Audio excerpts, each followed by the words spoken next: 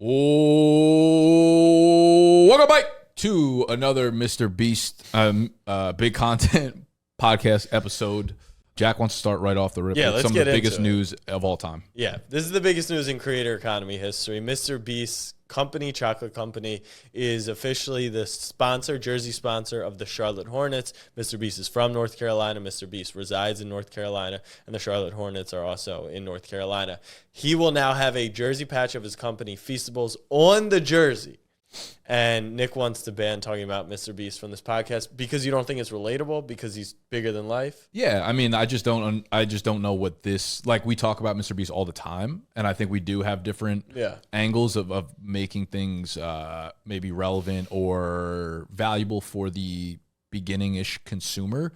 This just seems like more of like this is cool or like gossipy than actual practical. Sure, if you like can't go deep and analyze the situation and like really get to the next level, but that's what these people come to the podcast for, is next level thing. I'm here just to be a listener today too, though. Yeah, so just tune in. All right. So the reason this is massive news is not because a creator economy company is sponsoring an NBA team, although that's obviously huge. Numbers range from 2 to 5 million for jersey patches. Charlotte Hornets probably not the best team, but it's a local team. We'll talk about that.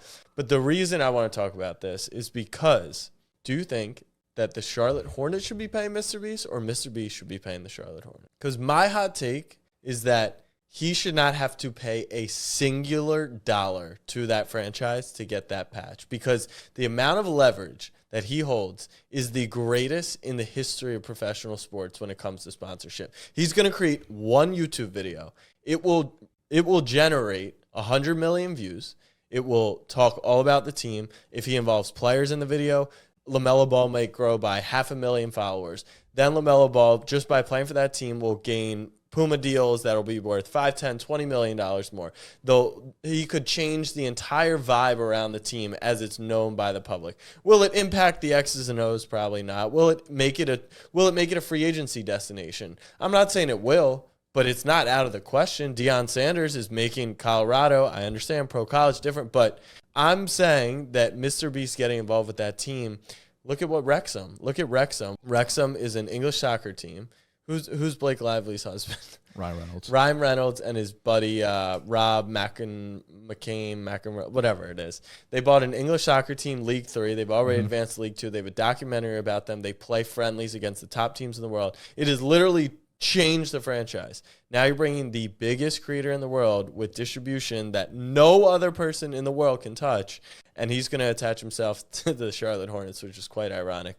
My point is, Mr. B should not have to pay. I assume he did, but I think it's one of the craziest deals ever, and we're going to see the leverage in all of that. I mean, do we know? I think it's a really interesting angle, and I think you're probably right, barring the fact that we don't really know any details of it besides the jersey patch. Correct. Like the videos, all that other stuff, like happened with a ton of other work behind the scenes of him pushing it. Like this could be different than just like, okay, Mr. Beast wants to put the Charlotte Hornets on the map of 12 to 20-year-olds.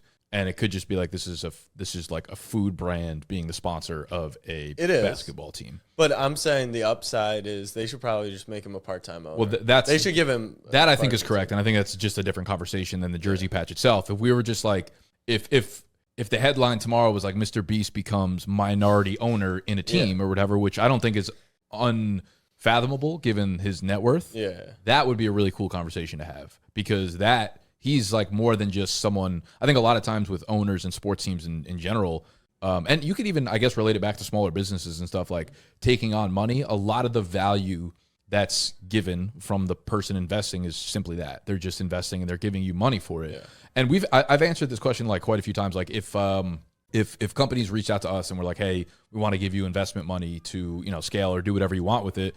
99%. I mean, right now we don't need money. We're not looking to raise money. But even if we were, realistically, I think we would only do it with strategic partners per se. 100%. Like we wouldn't take it from just this person or that person. And maybe I'm just saying that now because we don't actually need the money.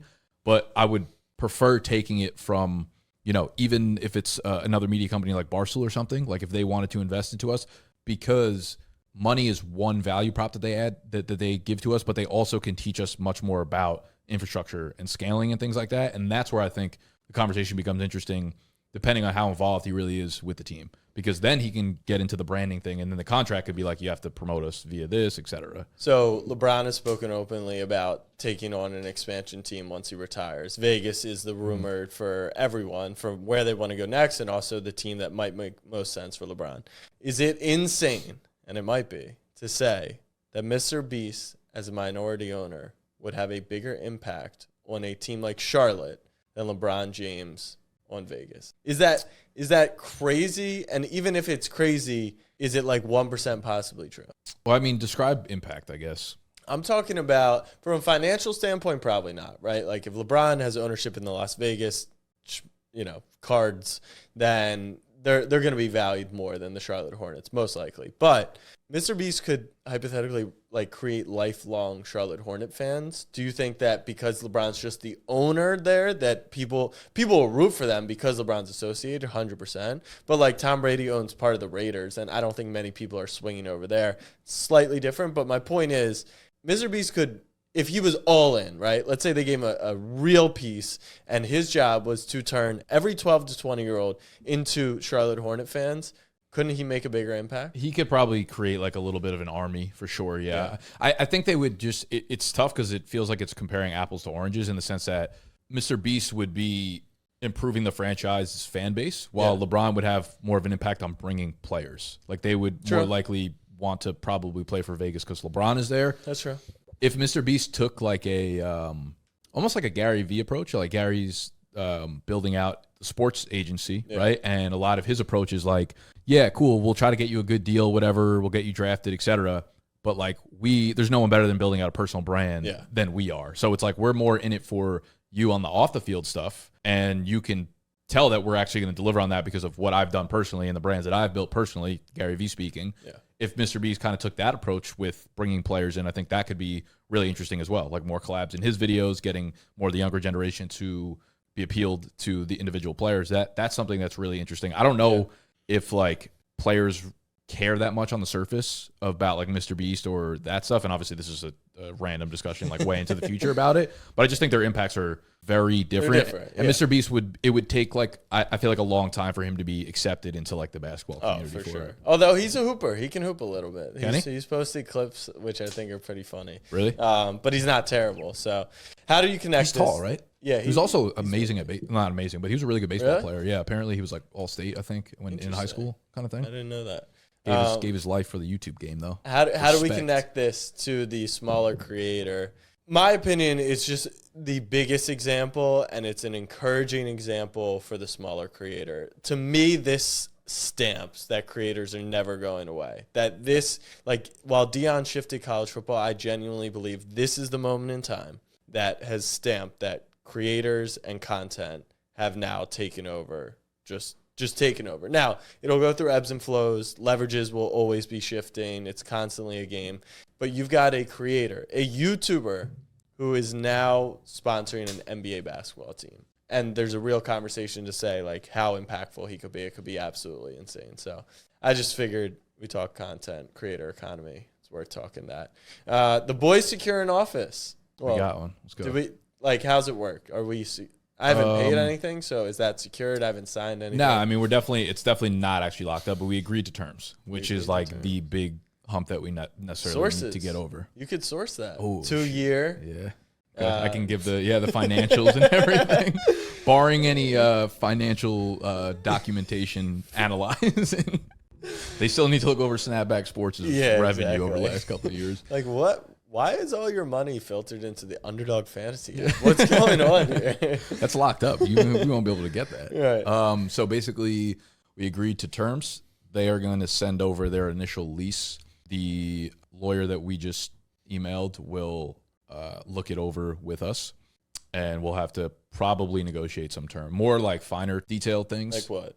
I mean, it could be just like the certain length of different clauses in the contract, you know, when you have to notify them of stuff. Usually like super minor things, but definitely still stuff that you want to have in writing. And that could take a couple weeks just based on the fact that we got to like schedule calls and then send it back over to them, and they got to come back to us and stuff. But realistically, once that's done, I maybe put that at like 3 to 4 weeks timeline.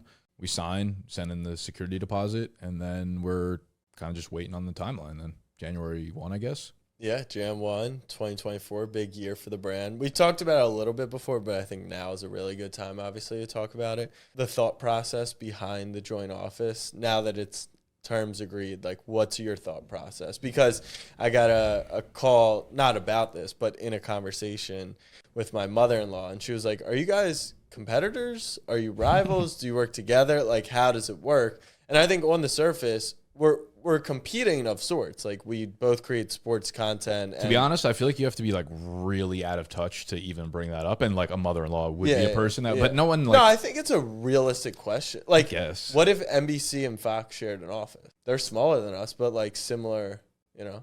That's fair, I guess, but not from like a smaller creator standpoint, in my opinion. I feel like, yeah, that would be kind of weird, I guess. But give it like, I agree with that. So give them the explanation on why it isn't like that for you.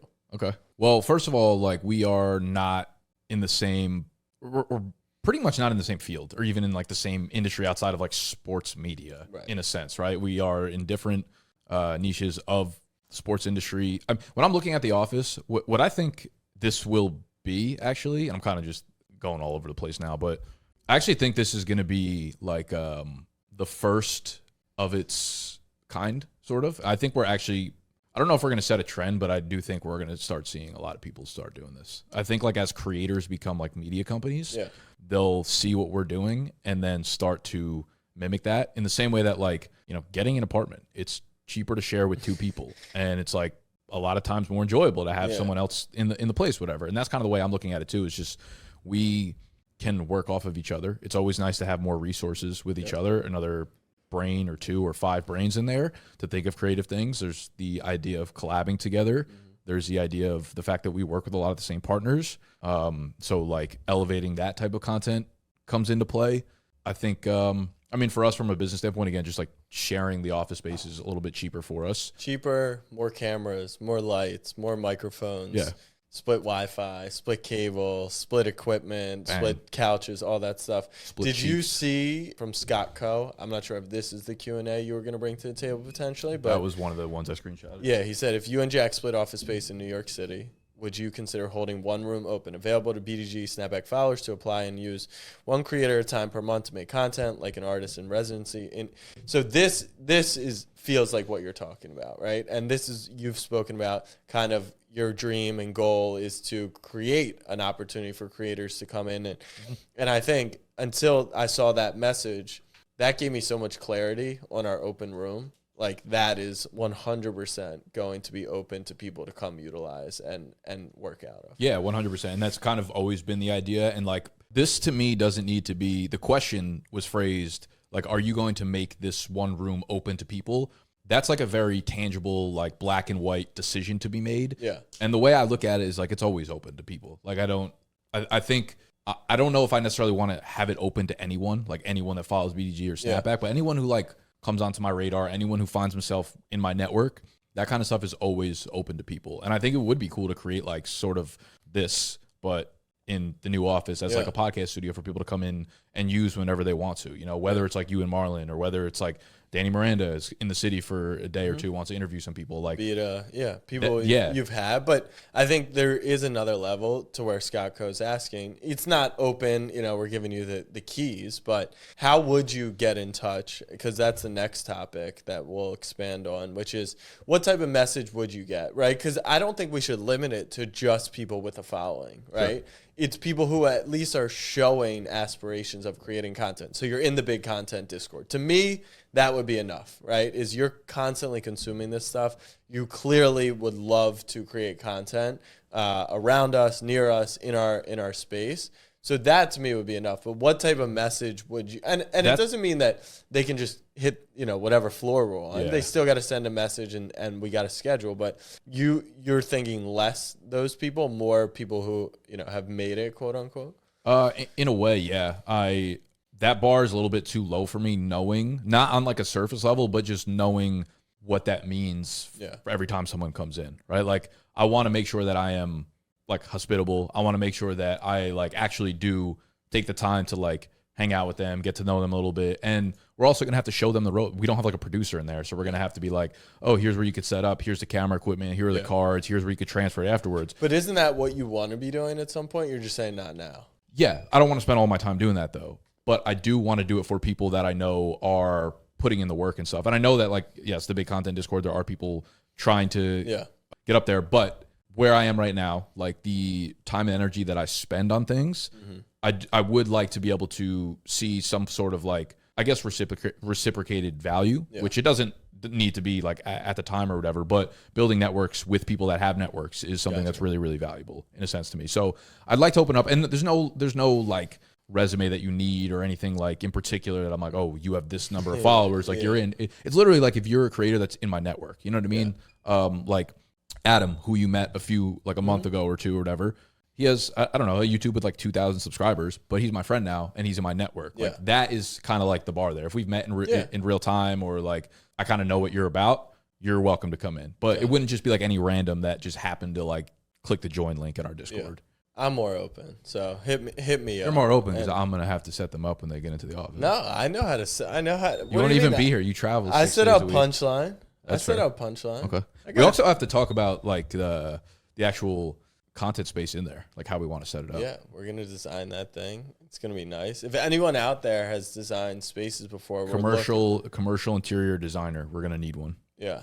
Because I was thinking, we got essentially we have 3 rooms. One is going to be like a solo content factory. One's going to be open space for people to work, and then one's going to be an open space with different sets, scenes, and studios. So that's probably the room I would say we need the most help with, which is like how do we best utilize? It's a big space, like it's a really big space. The other thing we have to consider too is there's a lot of windows in that big back wall. So like, that's typically not great for a background. Yeah. So that could wipe out a lot of space that we could use. I mean, we have windows in the Punchline studio, and you can curtain them and make it look pretty, but it's another thing. So if you guys... we should do like stadium seating. You know, when you first walk in, stadium seating here and put like a big, almost like that TV, but a big projector of it. That would be kind of cool. Are we going to have like a red zone setup? Oh, we got to, I think. Yeah. We have to figure out a way we need to, narrow down exactly what we need. Yeah. Like, how many sets do we need? What are like the 3 or 4 things we need? And how do we kill multiple birds with one stone setting those things up? I think that's what it really comes down to. I think it's also low-key a lot of space in the middle room when you first walk in if we get rid of the cubicles. For sure. I think that when, January hits and we start moving in, then we're in there full-time in February, I'm going to be in there. Like, outside of football season, we'll be in there. So I'm glad to hear that. Don't sleep. Like, I'll be there. You'll be in the office that we just bought. I got to speak to a class that I took at UT. So one of my professors invited me back, and we did an alumni case study, which was cool.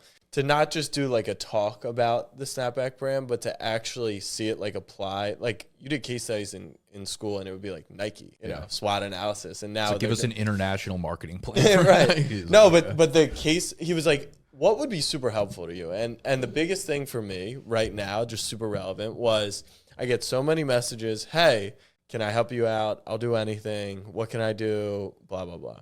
And we've touched on this a little, but this was the most, class-ready case study. And I said, I get these messages all the time. I think it's really good training also for the students to be taught, like, how to actually get on someone's radar. What are the processes? We'll give you background and intel on the company, but then you got to go do your research from there.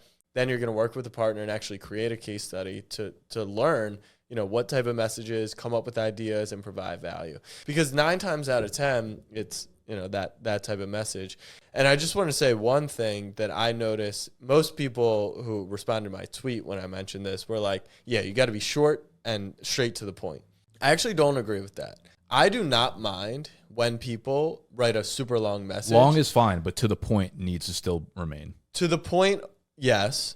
Don't ramble, but I don't mind if you're giving me a ton of context. Right. Which is like, yeah, I did this social media at this account, and we got this person to retweet it because I networked in by doing this, and here's the little hack that I did here. I don't mind long. Give me your whole 4-year history. Make sure it all makes sense. It's context. It's to the point. It's like telling me what you're good at, what you can do. Like, that is fine. Once you get there, then I can't have you say I'll do anything, I'll work for free. That is not appealing to me. I need you to tell me, where are we lacking and how can you fill in the blanks, right? And so I had someone yesterday hit me up. He was like, hey, do you need any help? And it was a rare time where I did need help. And I was like, yes, can you try and edit a vertical clip for Punchline? Like, show me that you can do it. He did it, and we're going to be on a call later today because that is providing value. So don't come in with this generality. Come in with an actual action plan. And one of those things could be like, go find us a new partner, how you would contact them, what type of collaboration you would do with them. Like, actually provide value. So I'm excited to get the case study back from the students because I'm going to get to actually review them, and maybe I'll steal some of their ideas and, they get class credit for it. But I don't know. Do you have any other tips on how to kind of break through? Because it's applicable to applying for jobs, doing pretty much anything in life, getting in contact with people. Well, it's actually kind of funny that you brought that up because, I mean, exactly what you described is pretty much how everyone else in the office got in. Right. So I want to say there's a line of like, I don't know if it's not really a math or a science to it. A lot of it is good timing. Mm-hmm. Like you just happen to be the person that emailed us at the right time. But I also think the more of those that you do, the better chance that you have to do. But like a perfect example of that would be like, if you're so passionate about working for Jack or working with Jack, you're probably following what he's doing. You'll probably understand that Punchline is a really important part of his business right now. So instead of asking, what can I do for you? Edit a clip or do something like, here, I made some graphics, like some cool quote graphics that Marlon said that you could post on Instagram or whatever. If they're good enough, which like you're not gonna be able to work for him if they're not good enough to begin with anyway. So that's like the bottom line. Yeah. Just do the work before he needs to put it on your plate. Realistically, is find the things. Like if you're really passionate about something, then that will be able to show through in like the research that you do when you reach out to them. And we had a kid, actually I shouldn't even say a kid, a guy, Mike, that came in or emailed me. This guy, random guy, Mike, emailed me. It was a long email, but it was really well thought out. And he was just kind of telling me all the things that he's done. He's like, I've done camera work for like these 5 college teams, for these 3 NFL teams. Like, this is my goal right now. I love what you guys are doing. We need help with like camera work, like actual professional videographer and camera people or whatever. I work in New York. Like, I'd love to like swing by and see what I could do. That was easy for me to just say like, yes, come on in. He came on in, took like a bunch of professional pictures. He's actually working on our vlogs now. He's like, he's a dude with a full-time job. He's like, he didn't take the Polaroids, did he? No. Okay. That was like those. They look professional. Oh yeah, those are cool. But Mike came in and we just kind of had a conversation. I was like, listen, I don't really have anything for you, but like if you can provide the value, if you could figure out like based on hanging around with us what we need and just like you do it, and I'm like, oh, this is dope. We'll figure out from there like where it can go. And I think you have to transfer that kind of energy into emails, into DMs, into real life person, whatever. And he brought a lot of skills to the table too, things that we don't necessarily have in the office, which was really, really cool. And I could tell how passionate he is about just like sports in general, but like what we're doing, all that kind of stuff. So yeah, I mean, be targeted. It can be long, but like make sure everything that you're putting into an email or a DM has purpose behind it.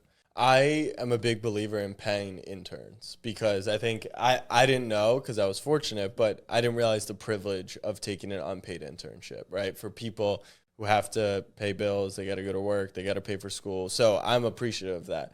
On the flip side, if they're asking for, if I offer an internship, it will be paid. That's kind of my policy. If you're asking to work and to get your foot in the door, there I don't have as much of a problem with taking unpaid work, right? It's your request. You want experience. So that's something to keep in mind, as that's how you get your foot in the door. And then you provide enough value. And then if the money spot is when you can walk away and say, this person needs me. Like, now I feel comfortable asking for money, because honestly, if one of our interns were to leave and then we have to replace that work, it's not going to be easy if you're providing enough value. So that's something to think about. Number 2, you mentioned like just making quote graphics or editing a clip. I would say that's great. That's going the extra yard, and that will increase your chances. But that's also intimidating because it takes a lot of effort, right? You're going to prepare all those things, and then potentially they might not even see it. They might not, whatever. I don't even need that, though, is my point. Let me really ask you, though. You say, like, they might not even see it. How many of those messages or how many things like that where there's a little bit extra effort do you actually not see? Well, I see everything. Same. Yeah. So that's the point I'm getting at. Is like, we might seem busy, but, like, realistically, this is our life, and we're just all over everything. I would see it. If it catches my eye, I see it. Yeah. Tag me on Twitter, I would see it. DM me, I would see it. We see fucking everything. But my point is, I don't even need you to go to those lengths. I just need you to come in and say, hey, Jack, you guys don't post graphic cards. That would improve your business. I could do that for you. That would be enough for me. Is if you brought me that's not enough for me. I don't need you to tell me that. The next step would be he should attach one of those in the email. And that's fair from your point of view. All I'm saying is if someone said, I think you guys should be posting the podcast through a Reddit burner account, and I'll do it, and I'll make 5 accounts. Before they even did it, I would say, cool, I sign off on that. Go do it. And then now we can have a serious conversation. That's a little bit more intense because that's like things that are being posted on your behalf. But my point with the first thing is like, oh, you guys could make more graphic cards. Your reply to that is going to be like, okay, make the graphic cards. All right, so why even? What if someone was like, they didn't post it though. They just made it. What if someone was like, I think that not for you guys because you already do it, but you're like, I think that every YouTube video you guys create should go up as a podcast, right? In a hypothetical world where you don't do that. I wouldn't expect someone to go and start uploading them all, but that would be enough for me to have the conversation of, all right, let's try it. Cut up the podcast, send it to me. I'll upload the first one. You send me the title, and then you build enough trust, and I'm going to give you the keys. And now you can rip every single one and you get what I mean. Graphic card is the lowest. It takes the least amount of work. Yeah, but no one does it. These other 100%. Stuff where it's like posting on your behalf, yeah, you need some kind of, but you don't need my okay to actually do the podcast part. Be like, yo, I cut it up. Listen to how much better this sounds as a podcast or whatever. We don't need that obviously within our business, but like that's just it's the same example, just in a different form. We're good on thumbnails, I think so. But if someone, when we were just starting out on YouTube, was like, yo, your thumbnails need to be better. Use this one for your next video. 100% I would have used it if it was better, and then they would be doing That's exactly what I just said. Yeah. He sent you the thumbnail. Yeah. That didn't happen. I'm just saying. I know, but I'm saying if someone sent me a good thumbnail, I'd immediately be like, I'm hiring you. Straight up. Like that's how I don't want to say that's how easy it is because again, you have to be talented and the work has to be good, but that is such if your work is good and you just send it to us having already done it for us, like what choice have you given us besides be like, yo, this is dope. Right. Like cool, thanks. I will say finding out what we need is probably the hardest part. That is, I'm so glad you said that. Yeah. Because to us, it seems so obvious. And then I start to think about, like, how would people know punchline's the most important part? How would people know Snapback Thursdays or getting a new partner? Or because on the surface, it looks like we've got everything figured out. And, maybe we only have small room for improvement.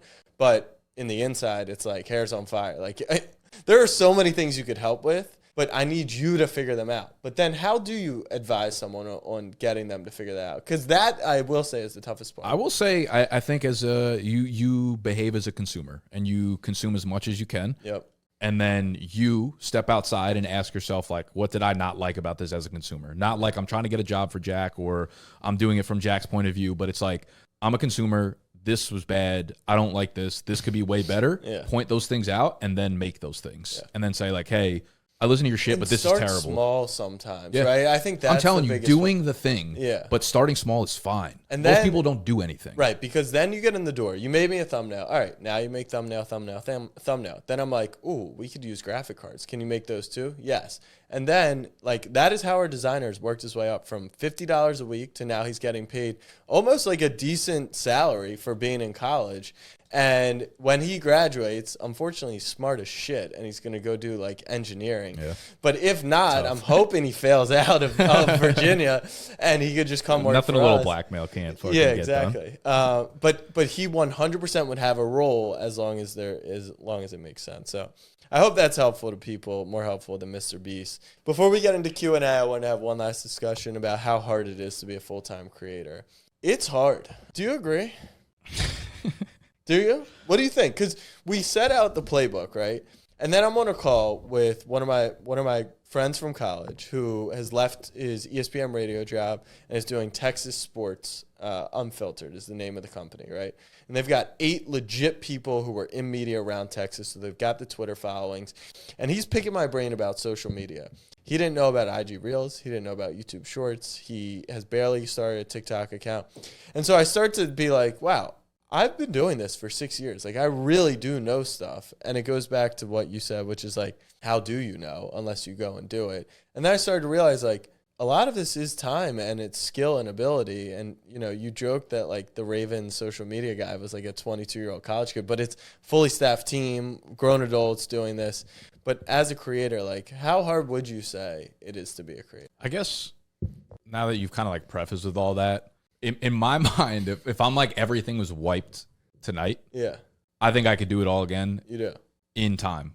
I think that is probably one of the toughest things for most people is like they don't know whether or not they're willing to really put the time in. If you give me like 3 years, I'll be a full-time content creator again. 3 years, 100%. Yeah. And I think... But anything less than that, no guarantee. Correct. That's probably even how with your skill set and experience. Yeah. I think like And let's say, 2.5 to 3 let's say you years. weren't allowed to use your name. You still feel that way, right? Yeah, 100%. Like if you were just like Meta Voice and Yeah, it would be hard. It would be really hard to do it again, but like I have no doubt that I'd be able to do it again. And a lot of that probably stems from the fact that like that's been my whole life the last 8 years or so. Yeah. Understanding platforms, understanding what works, what doesn't work, experimenting with that. So if I had the mind that I had now going forward, but with that, I also feel like teaching someone from scratch. I think a lot of people are just tainted, like what the way they think about social and the way they think about Charlie D'Amelio fucked everything up. Yeah, She's the only creator that was a true overnight success. Yeah. And that's not Well, even I think fair like to her TikTok, because she posts. I think that whole group of people, Right. like, And that's not fair to her because she did post content for years and got ridiculed at school, like got teased upon.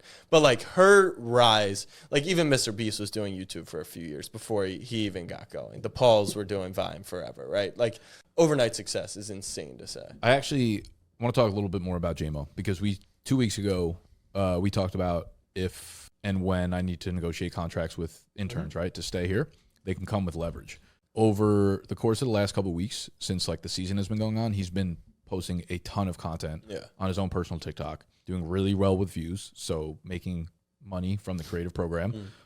He's had some big days with the affiliates, some of the companies that we work with, enough to the point where I'm like, there's like a decent chance that it's an interesting point of view. I don't know like how sustainable like the income that he's going to be making over the next, you know, whatever it is, which is also why I think from not even personal branding, but like a business branding is he might get to the point where he's going to make enough money that he doesn't need to work here. He doesn't need a salaried money. I don't think he's there yet, but he'll probably be there in 2 years, you know, most. And that's from making content from 4 years back when he started college, right? So he's been doing it and he built up the goodwill to do that. I think there's a lot of him that would say, I want to work here because I want to be a part of something. I think that's the story of all this from my perspective is like, I want people to want to be here. And I think he gets to play the best of both worlds, which is I would let him stay here even if he didn't work for us. Right. But he gets to eat the affiliate money. Like, I think it should be positioned. Either you front it and then he can bonus it or whatever it may be, but he should, because he gains value from being here as well. Right. And I still think he's making money today on TikTok and from affiliate, right? But if affiliates go away and TikTok Creativity Fund, which could, you know, bust at any moment, he doesn't have the business brand yet. Yeah. Which I think he will only continue to grow by working, but also by working with you. And so there's leverage all around the park. I think it's just a really interesting time for creators, given the fact that the platforms that you can do numbers on are now paying the creators to do so. So I think it's actually easier to become a full-time creator now than it ever has been. It's obviously a little bit more saturated, but like that saturation comes with just a million people that don't know what they're doing and a million people that are just like grasping at. Because we've talked so much about how the best creators are actually the best business people. They've just combined content with that. But now if they're paying just off views, which is unprecedented, then maybe not the best business people are getting into it because they're still being rewarded for just viewers. Is Creativity Fund still running the same for you guys? Yeah. I mean, our views have been going down collectively. But like it's same money-wise, CPM or RPM, I think so. I made $200 on a video. There we go. Yeah. What video? Justin Fields kind of shit. Oh, I saw that. Yeah.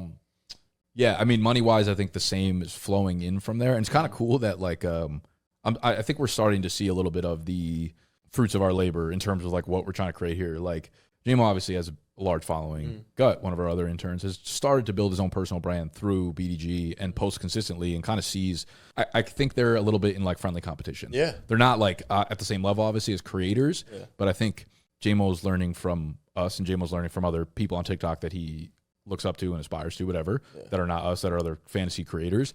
And then Gut's kind of seeing that and like not taking it slow, but like, starting to build upon that. So everyone's starting to become their own like little personal brand and build their own leverage through that. it. I think is why The Office will be great. Yeah. Because it will create, and I actually don't think it's even healthy competition. I would just say it's more so motivational. And to see someone else. That's what I mean, yeah. And you just feel like, all right, I'm going to do it. And I'm going to let you pick my brain. Even me, like seeing the success that Jameson's having. 100%. Me, I'm you like, want to get going. Now I'm like, okay, I actually want to start doing things a little bit differently. Yeah. I see the success that you're having, or I see like the things that you're doing really well that we're not doing. So it's like, that's valuable to our company. You're doing it for yourself, but like, let's, And it's also hilarious. Like, we talk about it, we know what to do, but sometimes you just need to see someone else internally doing it to be like, well, I'm an asshole if I'm not I'm not gonna actually do what I'm preaching. So Hallie came home from engagement party and was like, I want to start posting TikToks. Like, my friend, she just got sent like $1,000 worth of clothes to try on, and I was like, all right, you don't like to hear stuff, Hallie, so I'm gonna give it to you straight up. I know you're gonna fight with me over this, but here's the deal. Number one, if you're dead ass serious about this, I will help you. If you're not, don't waste my time. Number two, if the first thing that comes to your mind is you want free stuff, that was it. Yeah, she's done. You're fine. So she said, let's try it. Let's do it. And so she had already filmed her first video. It was like 30 minutes. I said, well, first of all, cut it to 4, if anything. And by the way, you need a better hook. You need a better thumbnail. Think about music. Think about caption. Think about hashtags. And before you post your first video, I want you to come up with 50 ideas on what your angle is, and then like content ideas. And she gets, through 6. She's like, can I just post this one? I'm like, no. Gets to 25. And I don't want to say she quit, but she was pretty much like, you know what? I just want to do this for fun. And that was the moment where I was like, perfectly fine. Treat it as your own personal vlog. And she's posted 3 videos, and like her friends enjoy it, and it's great. It's like, she's like, it's just Instagram, but like a vlog for me. And I'm like, that's fantastic. But that was the moment where I was like, it's not, you think there's things to do and you can get into it, but I want to scare people out of it, because if you're not scared as shit of how much work has to be done, then you're just never going to do it. Yeah. And also, the way that she responded, I love that. She was like, I just want to do it for fun. Yeah. Like, that's how most creators should start out. Like, you should, if you're getting into it right away with like, this is a business plan, you're probably destined to fail, because you're chasing after, what do people think of when they think of business? Follower counts, money, all that kind of stuff. Like, not good. That's actually a good angle, and I probably got to follow up with her and encourage her to be like, you know what? To start, dude, you've seen me. Like, it's just an expressive outlet. Like, she loves like posting the shit with her and her friends. Like, it's fun. Is there a turning point in your opinion that you need to acknowledge? Like, I need to create better hooks. I need to create better content. Not if she's doing it for fun. No. Got it. No, but I'm saying, if you're saying that people should just start regardless, like get started is essentially the advice you're giving. At what point should they start to optimize? If that's going to hold them back, if making a list of 50 content ideas is going to make sure you never get started, you're saying, fuck it. Don't even do that. Just get started. I think you should have a pull to do something. Like, I think you should, in the beginning, the first year, 2 years, literally, you should only act on instinctive pulls. But what if her pull is to get free stuff? Okay, then that's like, I like this, me speaking is not to those people. Yeah. Like, I don't have advice for those people, because that's not my audience. Yeah. You're an idiot. You're an idiot, and I hate you.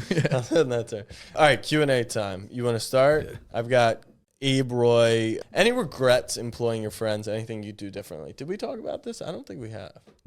No. What is this even referring to? No.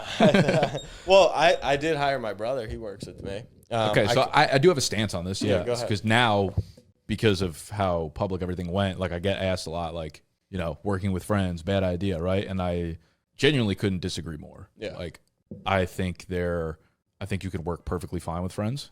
I consider me and Tony very good friends. Yeah. You could work with friends. I think you either are working with the right or the wrong people, straight up. And again, nothing about the people that worked here before. They just were not the right fits for what we were doing in the business at the time.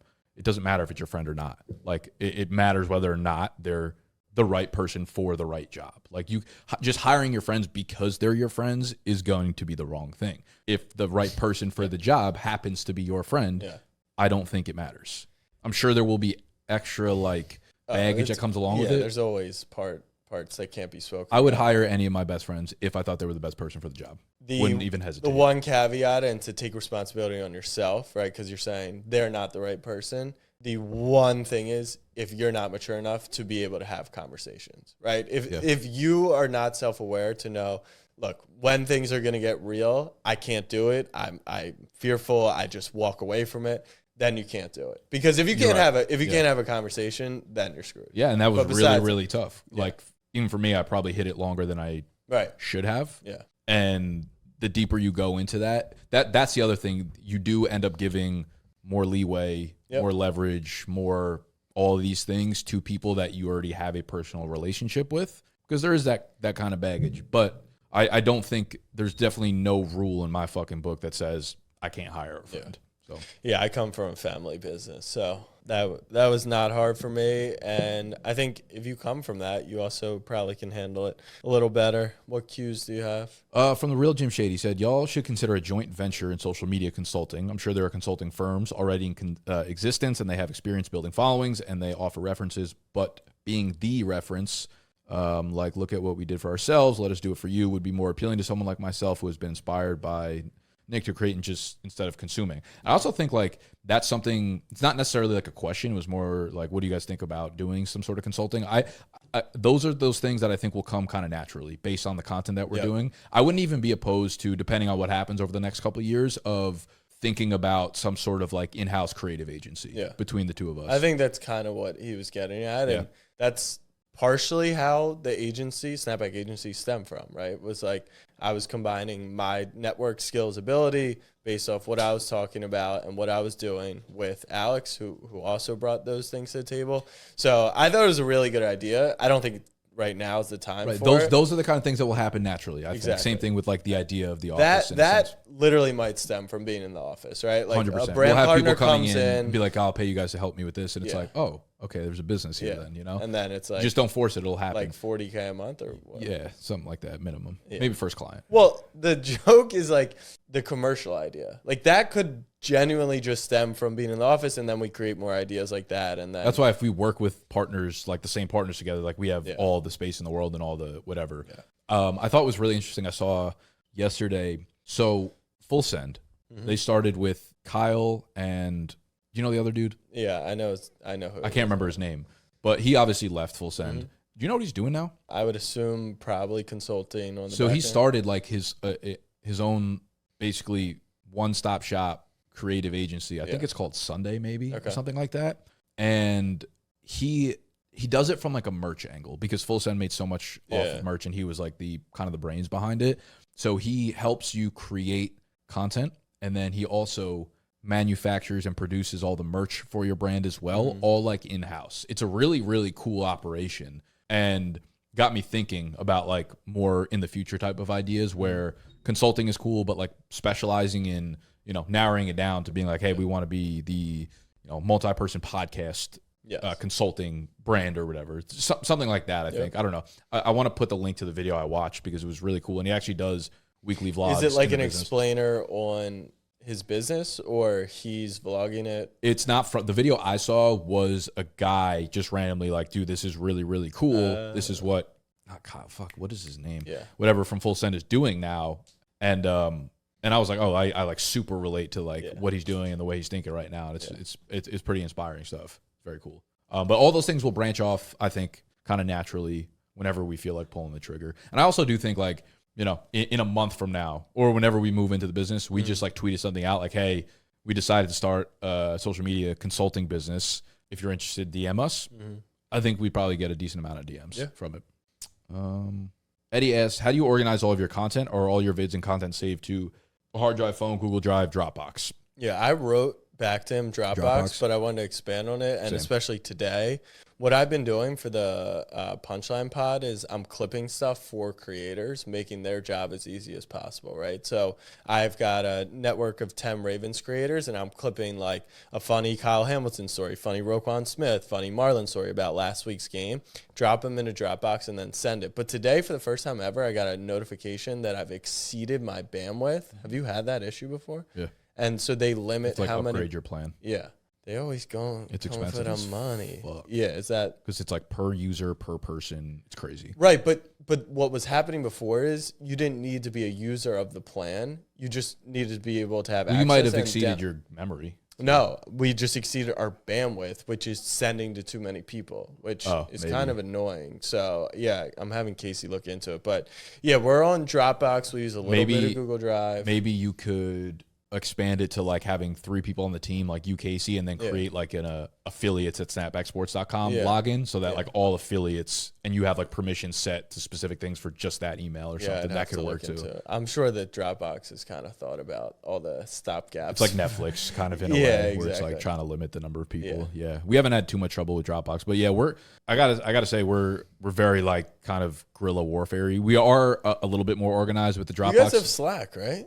We have Slack, yeah. Proud of you. We have Slack, and the only reason we like upgraded it to like a business plan only because 2 of the companies that we worked with last year were like, "Hey, can we like add your company to our company?" And I was like, "Sure." And I ended up having to pay like $800 to have the fucking employee plan per month. No, like for the year or something like that. But still, like I don't want to pay $1,000 just to message you some bullshit, twice a month or whatever. Yeah, like, that's what I'm saying. We have Slack, we have Dropbox. We obviously like have group text messages and shit like that. We use Dropbox, but since we're in the office, like we're kind of fortunate that we could just look across the room and just, like yell at each other. We have the same physical cards and stuff. But Dropbox is probably the best resource. Try to be like very organized with it too. Like break it down into what the different projects you're working on are, and then when you're uploading like files and stuff, try to keep it in order of like date, maybe like date and topic. Just being more organized helps with all that stuff. That's all I had. That was my last Q&A actually. All right. Well, that's big content. If you enjoyed, make sure you subscribe to the channel. Make sure you hit the button that looks like this. Share it with anyone that you think would find this helpful. And we'll be back next Monday.